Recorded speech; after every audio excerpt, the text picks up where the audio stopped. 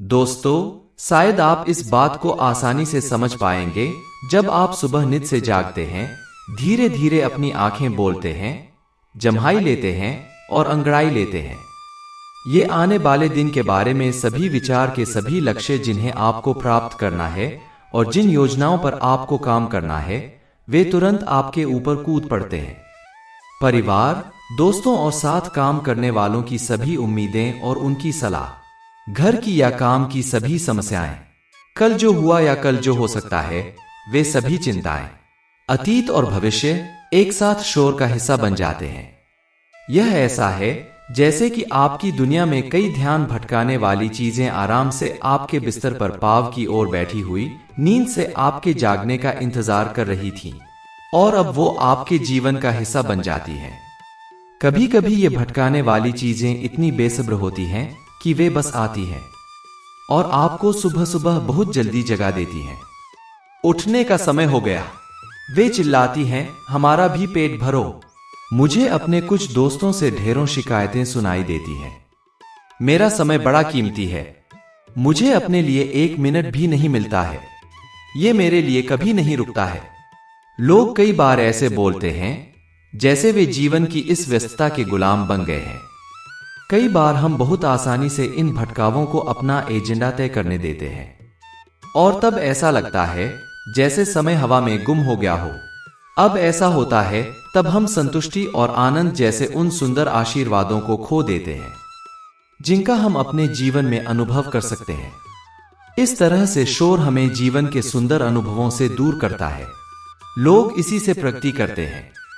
दोस्तों, यदि आपके पास कोई सपना या भविष्य को लेकर कोई सोच है और उसके लिए कोई आसान रास्ता नहीं दिख रहा है, तब भी हार न माने।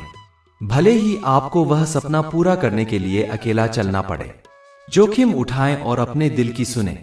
कुछ साल पहले किसी ने नहीं सोचा होगा कि इलेक्ट्रिक कार मुख्य कार के रूप में इस्तेमाल की जा सकेगी, लेकिन मैंने जोखिम उठाया और टेस्ला मोटर्स के साथ एक मुख्य धारा की इलेक्ट्रिक कार बनाई। बाजार रिस्क को उतना ही सम्मान देता है जितना कि वह ज्ञान को देता है। यदि आप रिस्क ले रहे हैं तो आप कुछ नया और अनोखा कर रहे हैं, और तभी कुछ प्रतियोगी भी आपके जैसा रिस्क उठाएंगे और इस रिस्क के लिए बाजार आपको पूरा सम्मान देगा।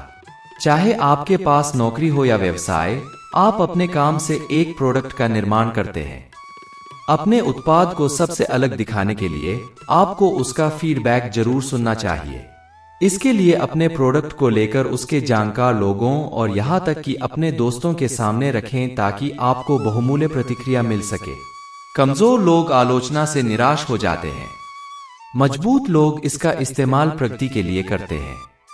वे दूसरों से फीडबैक लेते हैं, देखते हैं कि क्या इसमें कोई सच्चाई है, जरूरत पड़ने पर अपने उत्पाद में सुधार करते हैं और खुद को एक पायदान ऊपर उठाते हैं। जीत इस तरह ही हासिल की जाती है। आप जो करते हैं उसे आपको पसंद करना होगा, क्योंकि अगर आप ऐसा नहीं करते हैं तो काम एक तरह का बोझ बन जाएगा जिसे आप खुद पर थोप लेंगे, और जब मुश्किल समय आएगा तब आप इसे ढो नहीं पाएंगे। वहीं जब आप अपने काम से प्यार करते हैं तो इसमें बेहतरी की गुंजाइश हमेशा होती है। आप स्किल को बढ़ा सकते हैं, कुछ नया सीख सकते हैं, इसे दिलचस्प बना सकते हैं, और जब काम दिलचस्प बन जाता है तो फिर इस बात की चिंता नहीं रहती कि उसके लिए कितना समय खर्च हो रहा है।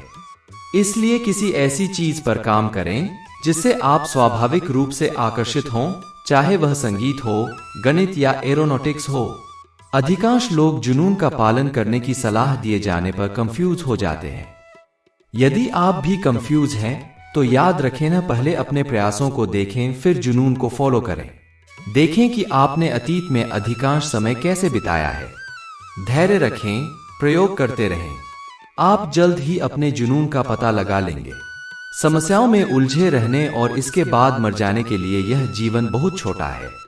इस दुनिया में एक शक्ति है और यह चाहती है कि यह जो जीवन आपको मिला है इसका सुंदर निर्माण करें और इसका आनंद लें। अधिकांश लोग अपने लक्ष्य को लेकर गंभीर नहीं होते हैं। वे उन चीजों को करने में समय गंवा देते हैं जो उन्हें तरक्की की ओर नहीं ले जाती। उदाहरण के लिए, कई कंपनियां मार्केटिंग पर लाखों खर्च करती हैं, लेकिन अपने उत्पाद में सुधार नहीं करती है। टेस्ला ने कभी भी विज्ञापन पर कोई पैसा खर्च नहीं किया, बल्कि अपनी सारी ऊर्जा उत्पाद को बेहतर बनाने पर केंद्रित कर दी, क्योंकि यह न केवल आपके समय, ऊर्जा और धन की बचत करता है, बल्कि आपको बहुत तेजी से आगे बढ़ने में मदद करता है। काम का हमेशा विश्लेषण करते रहें। देखें कि कौन सी चीजें आपको बढ़ने में मदद नहीं कर रही हैं, उन्हें हटा दें। दोस्तों, शांति ही मन की प्राकृतिक अवस्था है। अपने मन को उसकी प्राकृतिक अवस्था तलाशने की अनुमति देकर आंतरिक विकास की शुरुआत की जा सकती है, क्योंकि भारतीय सभ्यता में समाधि ही मुक्ति की एकमात्र स्थिति है। दूसरी स्थिति वेदांत और योग के ग्रंथों में उद्भूत है, जिसे समाधि के लंबे और गहरे अनुभव द्वारा सामने लाया गया है। इसलिए शांत मन यानी समाधि पहले आता है। इसमें कोई एक निश्चित क्रम नहीं है, जैसे पहले कार में प्रवेश करो, फिर चाबी घुमाओ और फिर सही गियर डालो। मन एक सीधी रेखा में नहीं चलता है, यह बहुआयामी है। इसलिए जैसे ही आप शांत मन का अनुभव करते हैं, आप दूसरी हो रही चीजों के प्रति जागरूक हो जाते हैं। इन दूसरी चीजों की भविष्यवाणी पहले से नहीं की जा सकती है और न ही इन्हें समय सारिणी के अनुसार योजना बनाकर रखा जा सकता है। ये आकस्मिक अनुभव हैं जो समय के साथ साथ खुद को, दूसरे लोगों को और दुनिया को देखने का एक नया नजरिया देते हैं। दूसरे शब्दों में, यहां पहचान और धारणाओं में एक बदलाव होता है। अशांत मन से जुड़ा मैं एक नए क्रमिक और प्राकृतिक मैं से बिल्कुल वैसे ही जुड़ जाता है जैसे एक 5 वर्ष के बच्चे का दिमाग बाद में परिपक्व हो जाता है। बदलने और विकसित होने की प्रक्रिया ही आपका वास्तविक पथ है। अगर आप इसके प्रति उत्सुक होते हैं और अपने भीतर झांकने में और रुचि दिखाते हैं, तो एक प्रतिक्रिया लूप का विकास होता है। आपका उच्चतम रूप आपको आकर्षित करना शुरू कर देता है और एक बार जब यह हो जाता है, तो बदलाव की पूरी प्रक्रिया आपको मजबूती प्रदान करने लगती है। लेकिन वर्तमान में वे लोग जिनकी पहचान अशांत मन से जुड़ी है, उनका मन उनसे खेलने लगता है और उन्हें शांति की अवस्था की प्राप्ति नहीं होती है। एक साधारण सांस संबंधी ध्यान मन और शरीर को आराम देने के लिए प्रभावी हो सकता है और यह कोई छोटी बात नहीं है। आप अपने सांस संबंधी ध्यान का आनंद लें और मन के भटकाव के बारे में परेशान न हो। यह सामान्य बात है। दोस्तों, वीडियो कैसा लगा कमेंट करके जरूर बताना और दिल से अच्छा लगा हो तो एक लाइक कर देना और चैनल को सब्सक्राइब करके बेल आइकन ऑन कर देना। पूरा वीडियो देखने के लिए धन्यवाद।